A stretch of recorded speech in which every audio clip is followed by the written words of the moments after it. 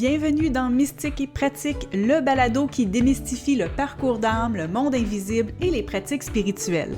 Je m'appelle Mélie Guidance et je suis médium de vie antérieure, lectrice akashique certifiée et coach de canalisation. Ici, on parle de guides d'âme, d'archives akashiques, de réincarnation et de tout ce qui relie visible et invisible avec les deux pieds bien sur terre. Prêt à décoder le monde subtil et à connecter à ta magie intérieure? C'est parti! Salut, j'espère que tu vas bien. Aujourd'hui, pour cette troisième partie sur les âges d'âme, les informations que je vais te partager, elles vont t'aider à comprendre si tu es né dans une famille de jeunes âmes ou de vieilles âmes, ou peut-être qu'il y a un mélange des deux dans ta famille. Et tu vas peut-être enfin mettre des mots sur des ressentis qui t'accompagnent depuis l'enfance. Donc aujourd'hui, je vais te parler de l'âge d'âme de ta famille biologique, des rôles que les âmes choisissent avant de s'incarner, des dynamiques karmiques dans les fratries et de ce que tu es venu transformer dans ton clan, si on peut l'appeler ainsi, et même de comment les âges d'âme influencent ton environnement de travail. Alors, tu peux prendre une grande respiration, te déposer pour bien absorber tout ce que je vais t'expliquer. Ton âme, elle choisit ta famille avant ta naissance. Tu vas choisir tes parents, la fratrie, les circonstances qui vont soutenir ton évolution. Ce choix se fait à un niveau très élevé au-delà de l'ego et de le mental humain. Donc, même si un jour tu t'es demandé pourquoi j'ai choisi ces parents-là, sache qu'au niveau de ton âme, il y avait une intention claire, même si ton cerveau humain ne comprend pas toujours immédiatement les choix que tu as faits dans ton plan d'âme. Quelque chose que je vois constamment dans mes lectures akashiques, parce que je fais des lectures akashiques plan d'âme, c'est que on ne s'incarne pas avec des enfants dont l'âge d'âme est plus jeune que le nôtre. Donc, si tu es une jeune âme, par exemple, tu peux avoir des enfants jeune âme ou un mélange de jeunes et de vieilles âmes. Mais si tu es un parent vieille âme, tes enfants, ils sont automatiquement des vieilles âmes. Ils sont peut-être pas exactement au même niveau que toi. Si on se rappelle, les niveaux 6 à 10, ce sont les niveaux vieilles âmes selon Ainsley MacLeod. Donc, peut-être que toi, tu es un parent niveau 10 et que ton enfant, il est, je sais pas, à 60% dans le niveau 9. Ça reste assez proche. Souvent, on se suit. Mais ce qui est sûr, c'est que un parent vieille âme a automatiquement un enfant vieille âme. Et c'est aussi une question de compatibilité vibratoire ici. Alors, une vieille âme ne va pas comme s'incarner aux côtés d'un, entre guillemets, bébé âme qui débute son cycle de réincarnation, tout comme quelqu'un qui a vécu 100 vies, disons, il va pas retourner faire la maternelle spirituelle pendant 20 ans pour accompagner une âme toute neuve. Donc, par contre, là où c'est fascinant, c'est que l'inverse est extrêmement fréquent. Des vieilles âmes qui choisissent de naître dans des familles très jeunes, qui choisissent de naître avec des parents jeunes âmes. Tu vas peut-être te reconnaître ici. Peut-être que depuis l'enfance, tu sens que tu vois les choses différemment. Hein? Peut-être que tu n'aimes pas le conflit. Peut-être que tu captes les émotions avant que les autres les identifient. Tu cherches beaucoup du sens, tu cherches de l'authenticité et surtout tu cherches de la connexion. Pendant que ta famille semble fonctionner en étant très focus sur peut-être le contrôle, l'apparence, les obligations, ben ça a toujours été comme ça, donc on continue de fonctionner comme ça. Peut-être que toi, tu portes quelque chose d'ancien dans ton regard, dans ta façon d'aimer, dans ta façon de comprendre les autres. Les vieilles âmes choisissent très souvent des familles jeunes, des parents jeunes âmes pour élever la conscience du clan. Pas pour sauver qui que ce soit, on n'est pas dans le syndrome du sauveur, pas pour devenir le thérapeute attitré de la famille, mais parce que juste leur présence va venir semer une autre manière d'être. Parfois, c'est un simple refus de je vais pas laisser ça continuer de se transmettre comme ça. Hein? Parfois, c'est une douceur qui n'existait pas dans la famille qu'on vient poser. Parfois, c'est une manière différente d'élever ses propres enfants. Hein? On réagit par rapport à ce qu'on veut pas reproduire.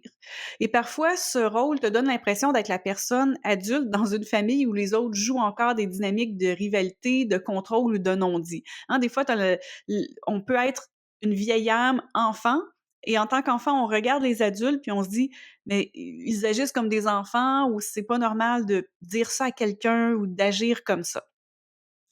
Ce qui est intéressant aussi, c'est que dans une fratrie, chacun peut avoir un âge d'âme différent, hein. Donc si, on parle d'une famille où est-ce qu'il y a 2 parents jeunes âmes, ils peuvent avoir un mix d'enfants jeunes âmes et vieilles âmes. Donc dans la fratrie, ça pourrait dire que l'aîné, il peut être une jeune âme attachée aux règles, au statut, à ce que les autres pensent. Le cadet, il peut être une vieille âme intuitive, lucide, empathique. Peut-être que l'enfant du milieu, c'est celui qui absorbe toutes les tensions, celui qui essaie de tout arranger. Donc il y a rien qui est meilleur, mais c'est juste que chacun joue un rôle karmique qui sert à l'évolution du groupe. Et pour que tout soit encore plus concret, je vais te donner des exemples très simples. Alors, imagine une jeune âme comme parent, hein, un parent jeune âme. C'est quelqu'un qui valorise peut-être la performance, le matériel, la sécurité et qui se soucie beaucoup de ce que les gens vont penser. Et là, ce parent-là, il a un enfant qui est né avec une vibration vieille âme, hein. On a un jeune parent avec un enfant vieille âme et son enfant va venir poser des questions profondes, par exemple à 3 ans. Hein, il ressent tout, il refuse les injustices, il comprend pas pourquoi il faut cacher ses émotions ou pourquoi, entre guillemets, «il faut être fort». Donc, cet enfant, il vient naturellement ouvrir un espace émotionnel et spirituel que le parent n'a jamais eu. Reste à voir, est-ce que le parent va avoir le chakra du cœur assez ouvert pour un peu se remettre en question et se laisser tout doucement changer par son enfant ou pas. Des fois, ça arrive, des fois, ça arrive pas. Un autre exemple, on va prendre une fratrie où les âges d'âme sont totalement différents. Donc, peut-être que l'aîné, il dirige tout le monde. Il impose sa vision, il suit les traditions. Le deuxième, il va venir voir clair dans toutes les dynamiques toxiques. Il va ressentir l'injustice, il va porter souvent la vérité de la famille, parfois même malgré lui ou malgré elle.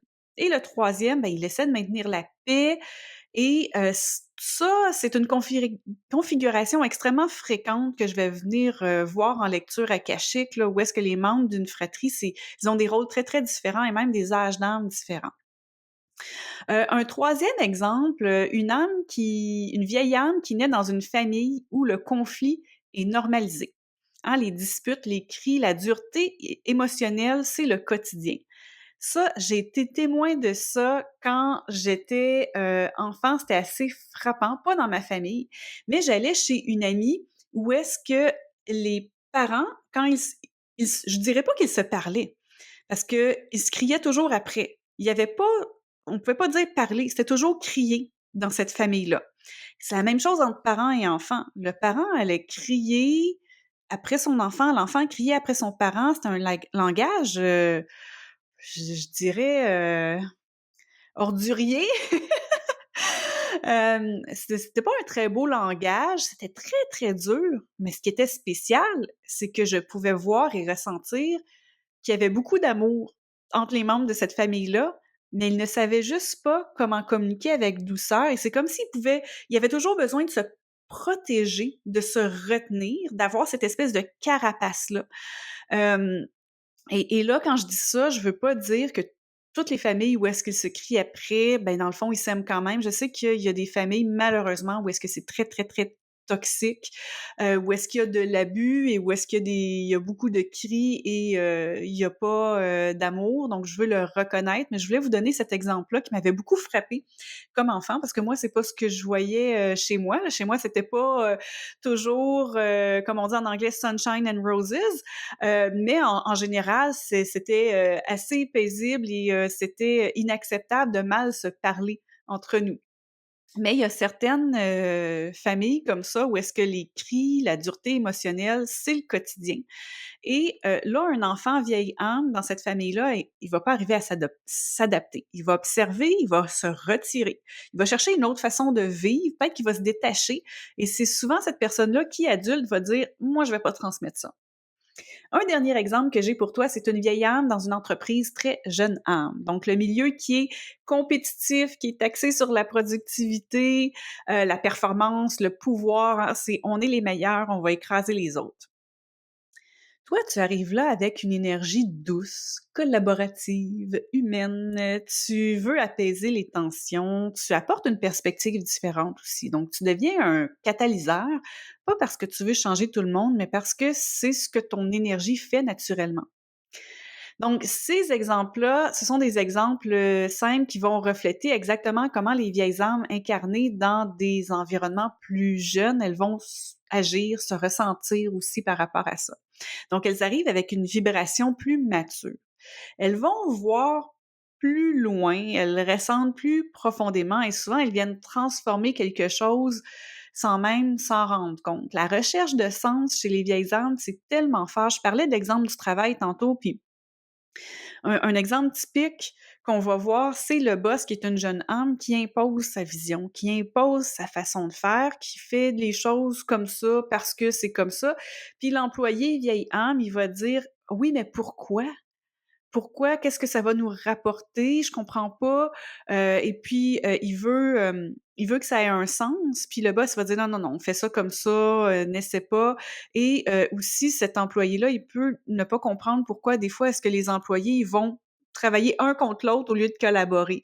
Donc, il y a rien qui a du sens, pardon, pour cet employé-là. Donc la recherche de sens elle est tellement importante et souvent les vieilles âmes, elles viennent transformer quelque chose sans même s'en rendre compte. Et ça, ce qui est intéressant, c'est que j'écoute énormément de témoignages de personnes qui ont eu des expériences de mort imminente. Si tu connais pas ça, ces expériences-là, c'est que une personne vient, a peut-être un accident et elle meurt pendant quelques secondes, quelques minutes, peut-être qu'elle est dans un coma et elle se retrouve à être sur le plan astral et à reconnecter avec des fois avec son guide d'âme principal, avec sa famille d'âmes.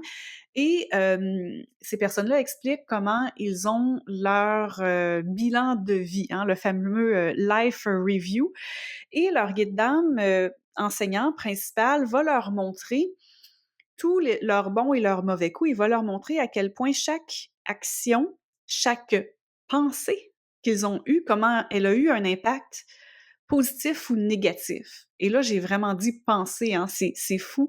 Il y a des gens qui expliquent comment une seule pensée peut venir baisser le taux vibratoire de leurs collègues, par exemple, de leurs membres de la famille.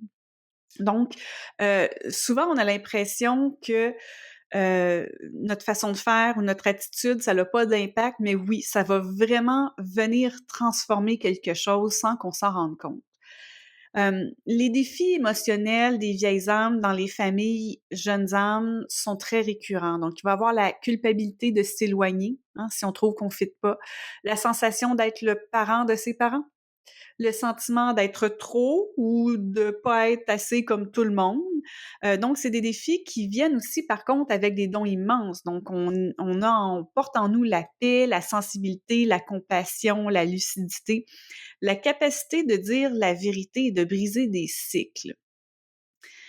Et je veux te dire que tu as le droit de t'aimer suffisamment pour partir si c'est nécessaire. Tu as le droit d'aimer à distance, tu as le droit de te choisir, tu as le droit de créer ta propre lignée, ta propre façon d'être parent.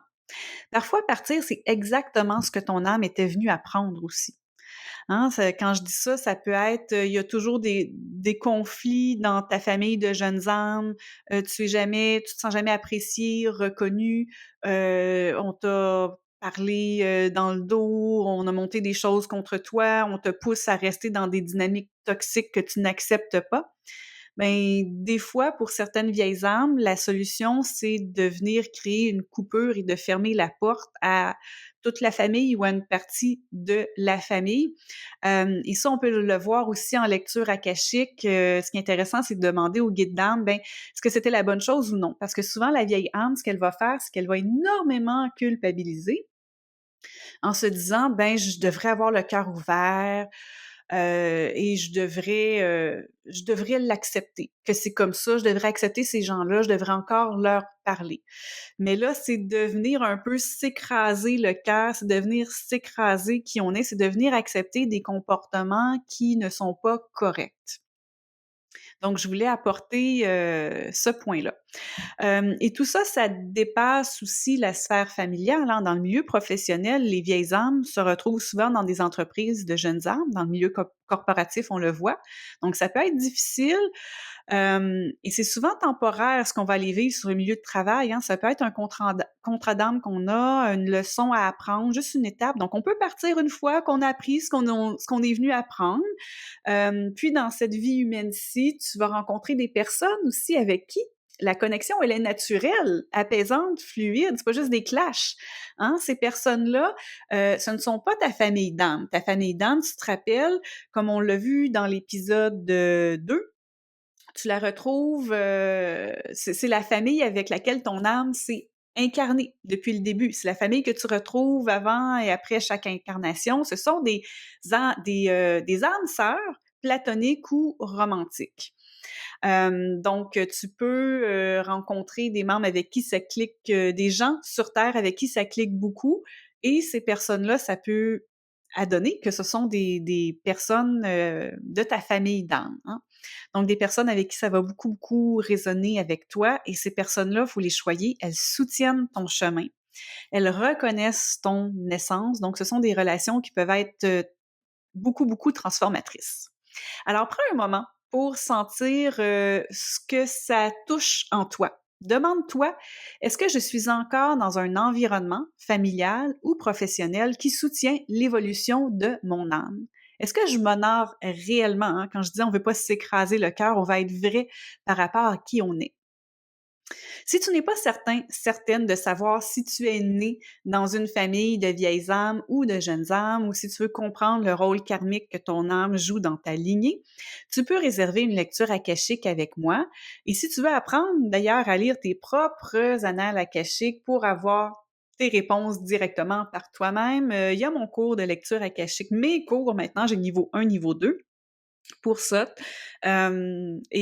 Aussi, parlant d'annales akashiques, il y a mon livre sur les annales akashiques. Si tu veux les découvrir en profondeur, j'y ai mis beaucoup d'exemples de cas. J'y ai mis beaucoup mon expérience aussi quand j'ai appris à lire les annales akashiques. Donc, il y a tout plein d'outils et d'exemples dans ce livre-là pour comprendre comment te connecter avec ton chakra de l'étoile de l'âme et tout, comment guérir dans les archives akashiques.